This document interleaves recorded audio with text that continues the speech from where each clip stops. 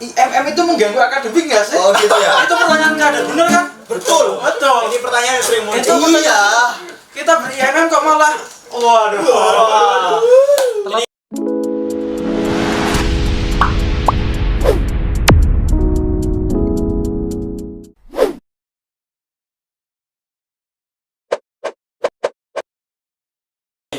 Ini kan benar-benar kita akan membahas ini tentang IMM kali yang belum pernah ditanyakan atau Nah, itu poinnya.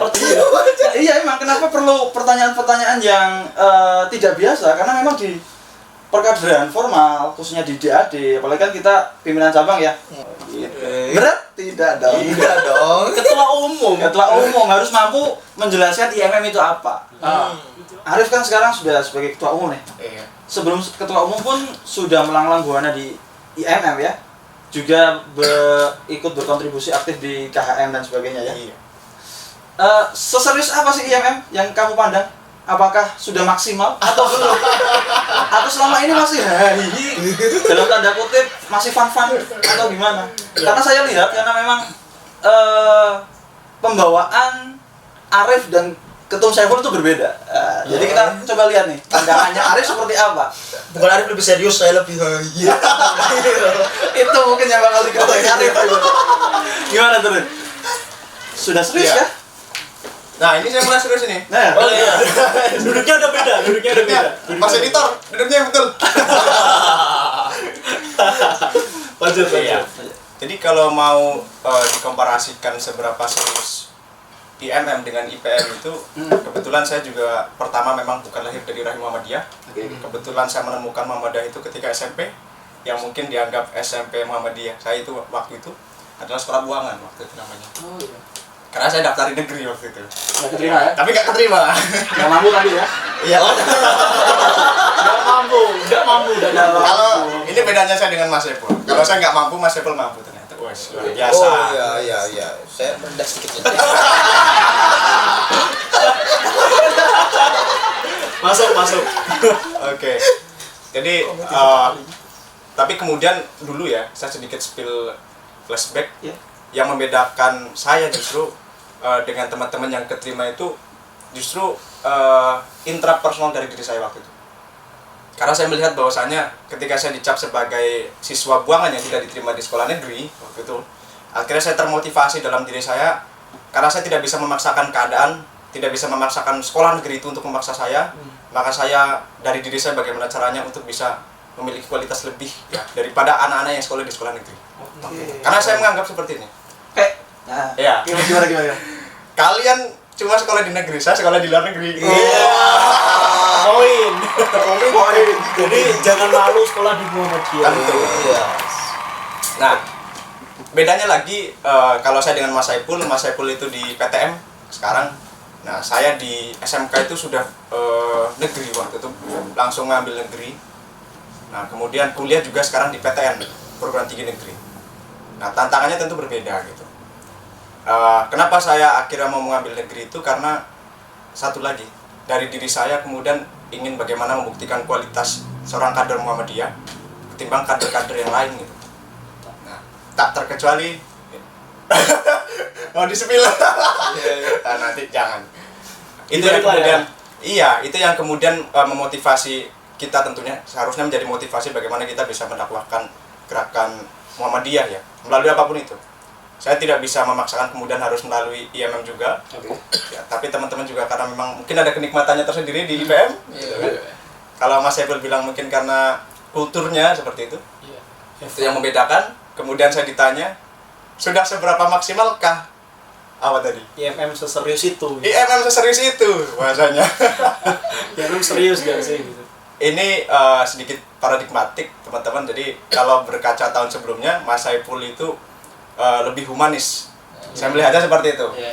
Ketimbang saya gitu. Tapi aku ora menghumanisasi. Terus bilang tak paksa Rodi. 18 nggak usah. 18. Ternyata ini sebuah paradoks teman-teman. Mas Saiful yang terlihat humanis tapi ternyata dia Otoriter. Otoriter. Semi otoriter. Karena saya di kabinetnya dia juga. Kabinet saya. Oh, ini beda diksi loh. Iya. Kabinet, guys. Iya. Biar hiperbol. Hiperbol. Oke. Biar kayak istana negara. Kabinet ya. Nah, ketika ditanya sudah seberapa maksimalkah, mungkin saya sudah hampir 4 tahun ini di IMM. Saya kemudian melihat ada kultur yang sangat mengasihkan sebenarnya. Nah, ketika dibilang itu sepaneng, Malah mengasihkan ya. justru mengasihkan. Wah, di bagian apa itu? Di bagian perbedaan mengenai intelektualitas itu. Jadi bagaimana kemudian intelektualitas itu bisa di-downgrade dan disampaikan ke bawah melalui ruang-ruang atau kanal-kanal yang berbeda menurut orang. Mungkin kalau menurut Mas Saiful dengan caranya Mas Saiful ini. Nah, kalau dengan saya beda lagi. Iya. Tentu beda lagi. Kalau dengan saya tentu mari kita duduk ngopi, mari kita berdiskusi. Nah, saya seperti itu. Kalau Mas Saiful, mari duduk. Ngapain? Kopi, Pak. Ngopi berkomedi. Tapi tentunya tidak jauh berbeda, Mas Gulam dan Mas Aprizal. Ya. Saya dengan Mas Saiful tentu pendekatannya tidak berbeda. Tentunya kita masih ngopi. Masih ketemu kader-kader ngopi, ngobrol perkara ikatan. Kita nih. Ya gue mau ngopi deh. Kita tetap istiqomah. Kita konsisten. Masa kita ganti lah. Episode pertama, Pak. Soalnya ya tadi balik lagi, kita nggak akan berbicara hanya tentang ikatan. Yang mana gitu? Luas. Ini lebih luas lagi. Iya, kebetulan. Artinya ekspresi intelektual itu berbeda-beda ya. Tentunya. Dengan ngopi, dengan berkomedi, dengan hahihi. Iya. Ya berarti kita nggak bisa menyalahkan orang-orang yang serius, orang-orang yang suka bercanda kan? Iya. Itu ekspresi ber-IMM. Iya. Betul. Aman juga. Masih aman. Saya cocok gak ketemu loh. Iya. Iya. Oke. Jadi tadi kan poinnya sudah kita dapatkan dan tentunya nanti dengan hadirnya wadah ini bisa menjadikan kader-kader IMM Semarang yang ingin memberikan masukan ataupun kritikannya buat IMM Semarang mungkin bisa kita hadirkan di channel ini gitu kan. Bisa. Menjadi wadah untuk kader-kader IMM nanti untuk berekspresi tadi ya. Untuk menyampaikan keluh kesah. Oke. Di Semarang sendiri ekspresi ber-IMM tuh banyak gak sih? Beda-beda gak sih? Oh, ini tanya siapa? Enggak, gini. Enggak, sebelum itu kalau aku melihat Muhammadiyah atau ya mungkin pernah baca dan sebagainya, ragam atau ekspresi bermuhammadiyah itu beda-beda. Oh iya. Betul. Ada kita bahkan memunculkan istilah dalam bermuhammadiyah, ada yang mono, Muhammadiyah NU, ada yang mursal, Muhammadiyah rasa salafi, banyak banget. Ada yang apa ya? Muhammadiyah kalau di bukunya MGIP itu ada istilah Muhammadiyah Al-Ikhlas, Muhammadiyah Ahmadalan, Muhammadiyah Marhainisme yang nasionalis dan sebagainya. Kalau di IMF sendiri seperti apa itu, Mas? Di Semarang khususnya. Nah, di Semarang mungkin Mas Saiful dulu. Oh gitu. Yang lama dulu, yang kulturnya dia yang lebih jauh. Siap. Sebenarnya kalau pertanyaan ini lebih tepatnya ditanyakan ke yang lebih dekat ke kader ya sebenarnya. Iya. Tentunya Mas Gulam sendiri. Ini Mas tahu. Namun Karena jadi host. karena jadi host, saya harus jawab. Besok saya bintang tamunya. Kita akan sering muncul lah. Tidak akan sering muncul. Iya. Tentu kawan-kawan kita tidak bisa menyeragamkan setiap isi kepala manusia ya. Termasuk juga disuguhkan dengan hal yang sama. Tidak semua orang dapat memahami dengan yang sama. Nah, tentu hal ini akan menyebabkan ragam ekspresi terhadap pemahaman tentang IMM itu sendiri pun dengan Semarang, bahkan antara komisariat juga sudah berbeda kulturnya tadi ya. Ada yang lebih humanis tadi ya, Mas Arif, intelektual dan lain-lain. Nah, bahkan di komisariat itu pun kadernya berbeda-beda. Saya belum nemu istilahnya apa ya, mungkin nanti bisa dicari nomenklatur yang tepat apa ya. Tapi saya belum nemu istilahnya apa ya sing apa ya. Saya nggak tahu istilahnya, tapi tentu berbeda-beda jelas, namun tujuan kita tetap sama dalam bingkai IMM tadi. Bingkai ikatan. Bingkai ya, bukan kebinekaan. Bahaya kan bos? Editor masuk dong. Dia keluar. Enggak, ini kan hanya Ah, memastikan. oke. Terus pertanyaan lanjutannya gini, mungkin tak lempar ke Mas Arif. Pertanyaan lanjutannya gini. Sekarang kan sebagai ketua umum IMM Semarang, tadi disebutkan bahwasanya setiap komisaris berbeda-beda nih ragam ekspresinya dan sebagainya. Yang perlu dilakukan apakah? Apakah kita perlu menyeragamkan? Apakah kita perlu memfasilitasi perbedaan ini? Yang bagus itu seperti apa? Ini yang kemudian saya ambil dan refleksikan bersama. Jadi Semarang itu unik teman-teman. Jadi kita tidak bisa kemudian membawa satu narasi yang sama. Mau bicara religiusitas nggak bisa. Kita tunjukkan religiusitas kita nggak bisa, intelektualitas nggak bisa, humanitas juga nggak bisa. Nggak bisa kita samakan semua. Kultur Gunung Pati Raya, UI cabang Gunung Pati itu berbeda dengan Unimus atau juga dengan Ngalian Raya, UIN dan sekitarnya. Ada Ini repot amat. Lanjut. Dan ketika dipetakan itu ada 3. Kalau saya memetakan ada 3 kultur yang berbeda, intelektualitas, religiusitas dan humanitas di Semarang. Antara Gunung Pati Tembalang, ada kampus-kampusnya tersebut. Kemudian Unimus dan juga Ngalian Raya ada UIN, ITESA. Iya, ketika berbicara mengenai Ngalian Raya akan cenderung dominan religiusitasnya. Ngalian Raya. Kemudian ketika berbicara mengenai UNES, Tembalang, Undip ya, ada Polines akan berbicara mengenai intelektualitasnya. Oh gitu, menarik. Ya. Kemudian ketika berbicara mengenai Unimus, itu akan berbicara mengenai humanitasnya. Oh, Humanitasnya. Saya memandang perbedaan itu bukan jadi alasan kemudian bagaimana sebuah persatuan itu bisa diciptakan. Karena berbicara mengenai ruang gerakan ya, bangunan gerakan itu tidak bisa dikompetisikan bahasanya. Nah, karena IMM adalah organisasi gerakan mahasiswa Islam. Nah, tentu gerakan kolaboratif itu yang harus dibangun, bukan gerakan kompetitif. Gerakan kolaboratif. Ya, karena cabang itu tentunya posisinya berbeda dengan komisariat, maka cabang tidak bisa kemudian memposisikan juga kita sebagai komisariat, itu tidak bisa. Cabang kemudian harus bisa menjadi katalisator, menjadi percepatan, menjadi jembatan, bagaimana menyambungkan titik-titik konsolidasi, kalau bahasa saya demikian. Titik-titik komisariat.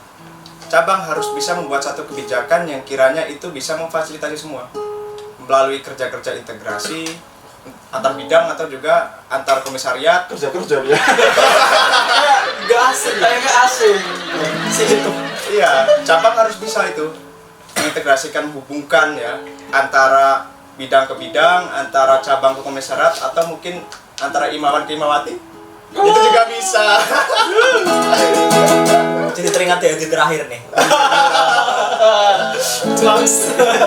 Ya ada nyatu jangan nggak tahu. Oke ya, jadi kita perlu sebagai pimpinan cabang perlu menjadi jembatan dan kita perlu menyambungkan apa tadi titik-titik konsolidasi. Titik aku mundur, Mas. Titik-titik konsolidasi. Oke, menarik. Kelihatan kan UNES kan tadi katanya intelektual. Bahasanya kelihatan. Khawatir lah aku dibilang gitu. Saya termasuk UNES soalnya. UNES secara umum ya. Secara umum. Bukan berarti seluruhnya. 1, 2 ada yang enggak kan. Aduh. Boleh. Boleh. IMM.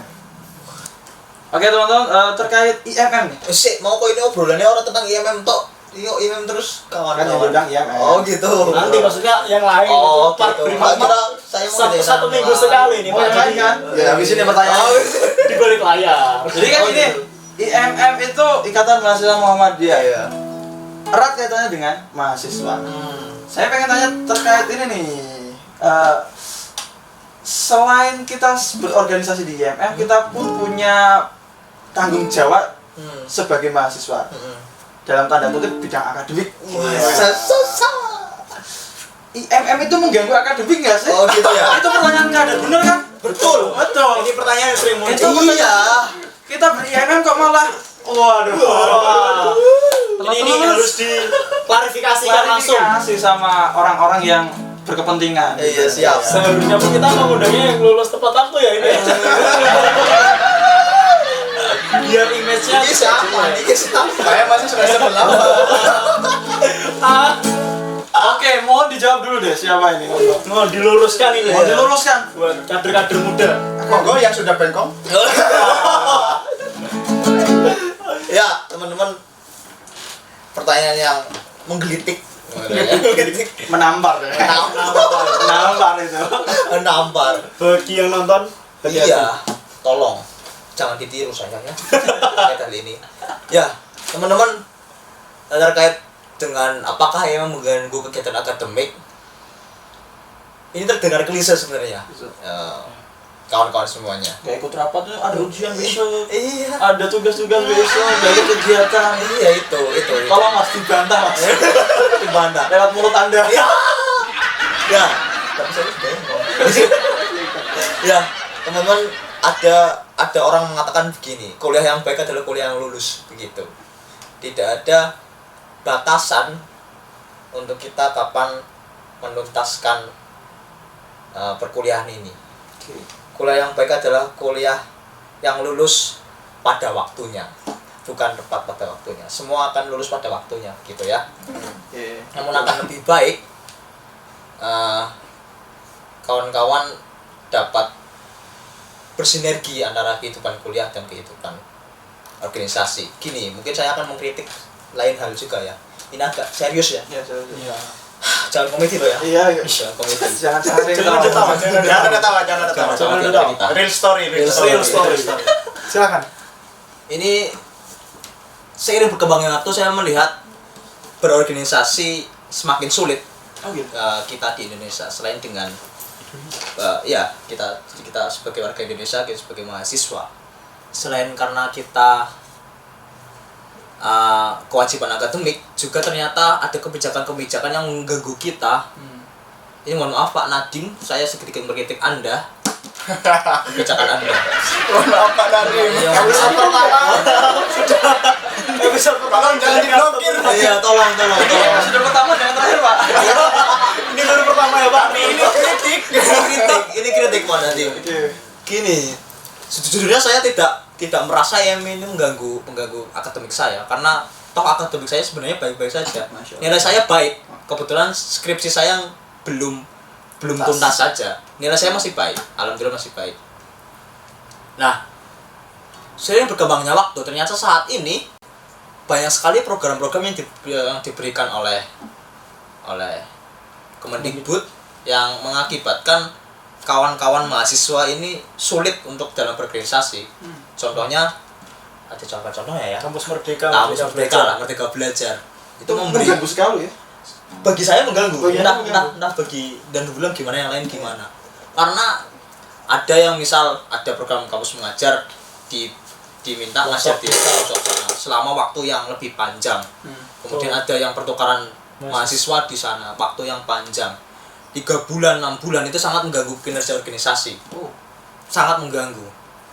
Karena ini bukan apa ya, plus minus lah ya. Mungkin yang kampus mengajar tadi, mengajar SD dan lain-lain, itu baik karena membantu guru dan lain-lain. Tapi sebenarnya ketika kita berkaca sekarang, ternyata masih banyak sekolah-sekolah yang sebenarnya mampu, tidak dibantu oleh mahasiswa tadi, ternyata masih mampu, namun dibebankan lagi dengan adanya mahasiswa. Nah, sebenarnya juga aktif dalam organisasi. Namun karena ada kewajiban sebagai kampus mengajar dan diiming-imingi ada kontribusi atas hal itu ya, benefit atas hal itu ya. Itu tentu membuat goyah iman kita dalam berorganisasi. Saya jujur begitu. Nah, saya sering mengingatkan kader-kader begini. Ketika kebijakan-kebijakan tersebut kalian ambil, kemudian mengganggu kinerja organisasi, lebih baik kawan-kawan meninggalkan hal itu, karena organisasi ini masih perlu teman-teman dan perlu membesarkan organisasi ini. Teman-teman, saya katakan di awal tadi bahwasanya kita sebagai mahasiswa merupakan sebuah waktu yang tepat untuk kita menempa diri belajar di sini. Karena pasca mahasiswa kita harus ada kewajiban lain, orientasi lain, yaitu bekerja. Waktu pelajar kita ada kewajiban lain ya untuk belajar mencapai mahasiswa tadi. Nah, mahasiswa ini momen yang tepat sekali menurut saya untuk kawan-kawan fokus di organisasi. Belajarlah di situ. tidak perlu kemana-mana. Ya selain akademik ya organisasi itu penting. Karena kemudian saya menyayangkan kepada kawan-kawan yang tidak fokus di organisasi ini. Misalnya karena karena untuk mementingkan gengsi, kawan-kawan memilih untuk kerja untuk kemudian memenuhi gengsi-gengsi tadi. Itu sangat disayangkan kawan-kawan. Nice. Lebih baik kawan-kawan belajar di organisasi, maksimal di sini, kawan-kawan akan mendapatkan buahnya ke depan. Ketika kawan-kawan kemudian gengsi, memilih bekerja, karena gengsi ya, saya tidak menyebutnya karena kawan-kawan masih membutuhkan itu, karena gengsi ya, untuk memenuhi dompet-dompet agar terlihat tebal di mata pasangan mungkin menonton, sehingga kawan-kawan mengorbankan belajar dari organisasi ini. Itu sangat disayangkan. Ditambah lagi kebijakan tadi yang saya merasa itu belum perlu. Biarkanlah mahasiswa ini belajar di organisasi. Saya merasa begitu. Imawan Hulam. Oke, jadi bahkan dari pemerintah sendiri harus ada dorongan untuk Harus ada. itu ya, berkembang di organisasi ya. Iya, saya pengennya begitu sih. Kayak Gitu. oke. Curhat ya. Ya Allah. Ya nggak dapat kesempatan merdeka belajar ya. Jadi nggak ada benefit. Ini berarti ada poin penting juga untuk ketua yang baru untuk bisa memberikan masukan benar, kepada Dinas Pendidikan Kota Semarang mungkin misalnya.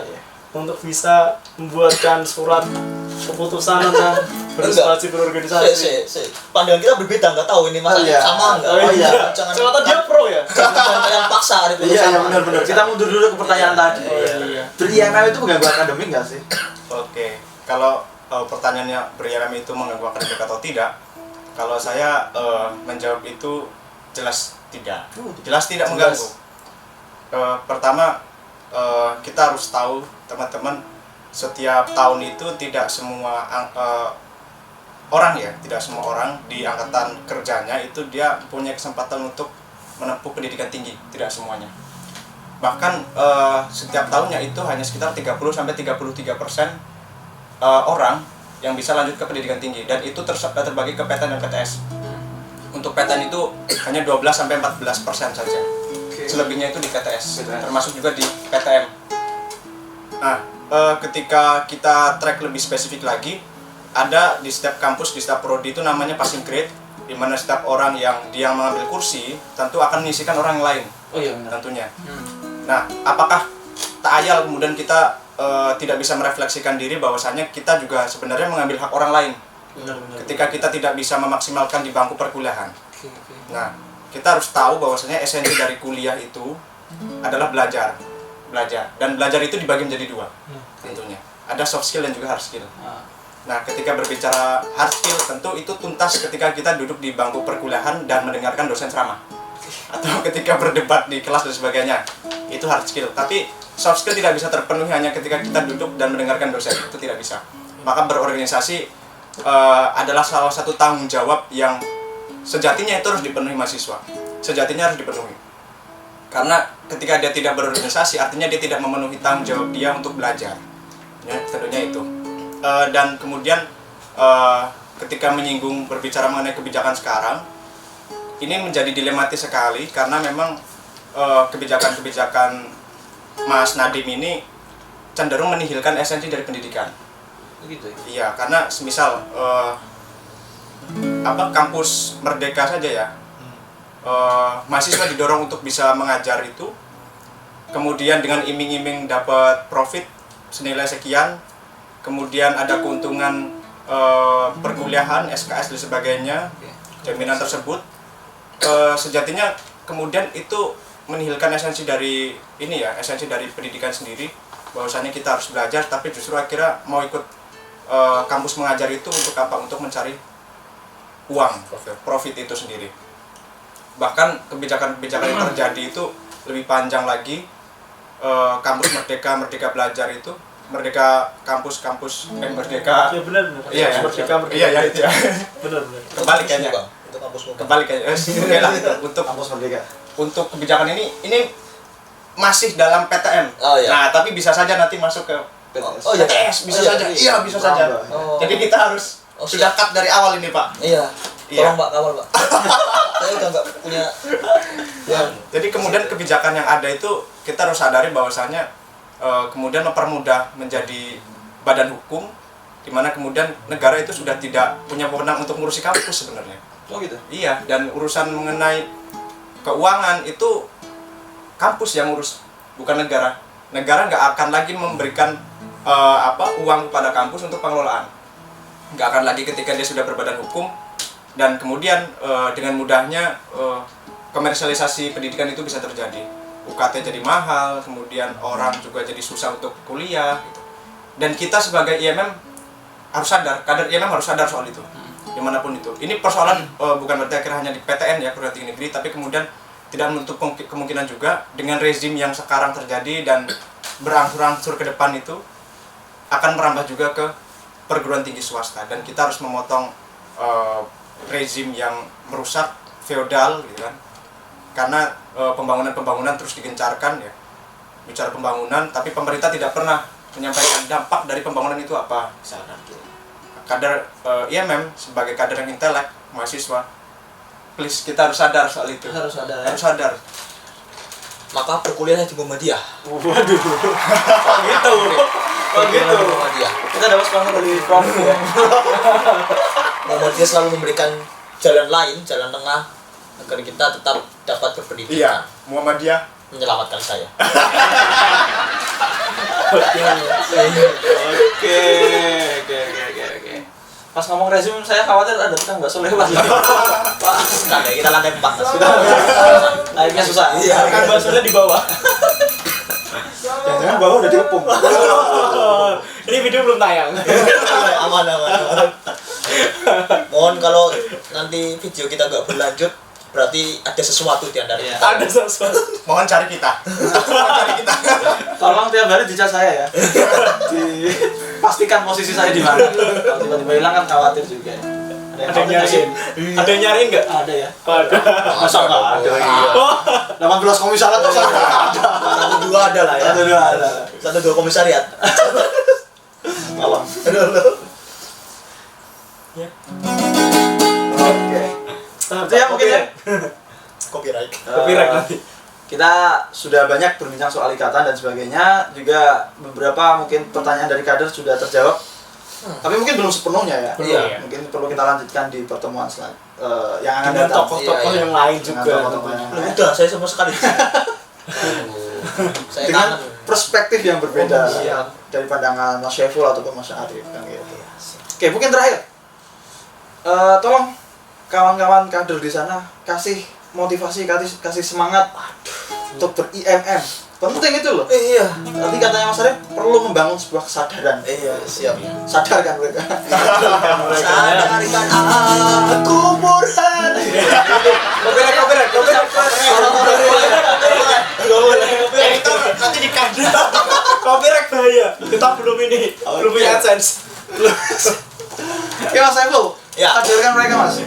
Ya, pertama kawan-kawan, saya ingin sampaikan adalah saya bukan motivator. Mohon maaf kalau kata-kata saya kurang menusuk tajam ke hati kawan-kawan. Namun perlu disadari teman-teman, mungkin sudah saya sampaikan dari awal tadi dan disampaikan Mas Arif juga. Pertama, momen menjadi mahasiswa adalah momen emas, maka manfaatlah dengan baik dengan belajar tadi, bukan hanya belajar dengan kuliah, namun belajar di organisasi. Karena tadi kata Mas Arif, kita sudah mengeliminasi banyak orang untuk berkesempatan berkuliah. Artinya kawan-kawan sangat naif ketika teman-teman tidak memaksimalkan hal itu. Kawan-kawan menyia-nyiakan usaha keringat yang telah dilakukan oleh orang lain demi kita dapat merasakan bangku kuliah. Maka beri IMM lah. Oke, dan selanjutnya dari Makasih Mas Arif. Sadarkan. Sadarkan. Saya jadi akhirnya teringat salah satu quotes dari salah satu tokoh pendidikan Brazil. Siapa tuh? Paulo Paulo Freire. Oh, Anaknya Paulo Freire. Beliau pernah menyampaikan seperti ini. Selama manusia tidak sadar penyebab fatalistik kondisi mereka, artinya mereka menerima eksploitasi terhadap mereka. Iya. Iya. Ya, contohnya misalkan, selama buruh itu tidak sadar penyebab mereka tidak boleh cuti haid itu kenapa? Ya sebenarnya mereka menerima eksploitasi terhadap mereka. Mereka terus bekerja dan sebagainya. Padahal penyebabnya adalah omnibus law misalkan. Nah, karena memang diatur. Nah, Umur kita nggak banyak kayaknya. Tapi kita perlu sadar teman-teman bahwasanya IMM memang bukan tempat ini ya, tempat orang-orang baik sebenarnya. IMM itu bukan tempat orang-orang baik, tapi tempat orang-orang yang pengen jadi baik.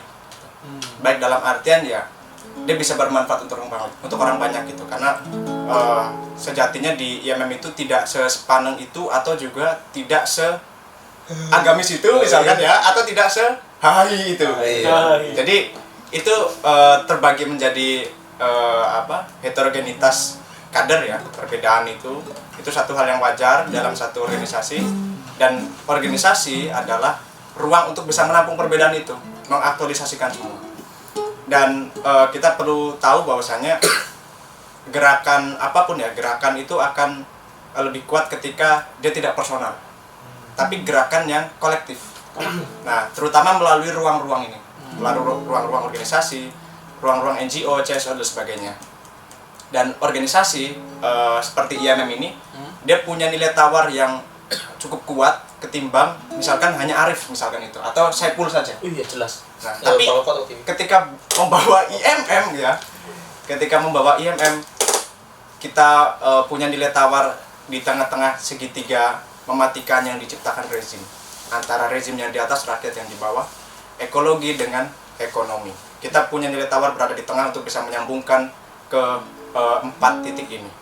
Jadi kita harus sadar bahwasanya organisasi dia punya nilai tawar, dan ketika di organisasi kita dilatih dan dididik untuk bisa menumbuhkan diskursus baru, tentunya menjadi orang intelek dan seorang yang mampu menebar kebermanfaatan bagi umat melalui IMM. IMM Jaya. Oke, itu menarik ya Mas Rizal ya. Obrolan kita malam hari ini luar biasa. Episode 1 berjalan. Episode pertama. Deg-degan. Kalau teman-teman pengen lanjut episode 2, dukung channel ini. Subscribe, AdSense, bantu kita memunculkan AdSense. Tolong, ini demi kemaslahatan bersama. Tolong. Sponsor yang mau masuk bisa kontak person di manajemen kami. Bisa. Ini realistis sekali ya, kita perlu AdSense. Iya. Masih itu. Iya. Bicara soal mahasiswa, bahwasanya kita ini adalah orang-orang yang terpilih gitu ya Mas Arif dan Mas Saiful, seperti yang dikatakan. Saya pernah mendengar sebuah kalimat yang menarik, bahwasanya syukuri apa yang ada, itu betul anugerah. Copyright. Mas Anutar. Copyright. jadi lupa gue. Oke, lanjut lah Mas. Nggak jadi quotes-nya. Wah, quotesnya dibatalin. Quotes-nya dibatalin. Oke, Quotesnya dibatalin. gitu ya. Ya, jangan lupa like video ini, jangan lupa share, dan jangan lupa subscribe. Oke, tetap bersama kita di ruang Dialog gue. Terima kasih.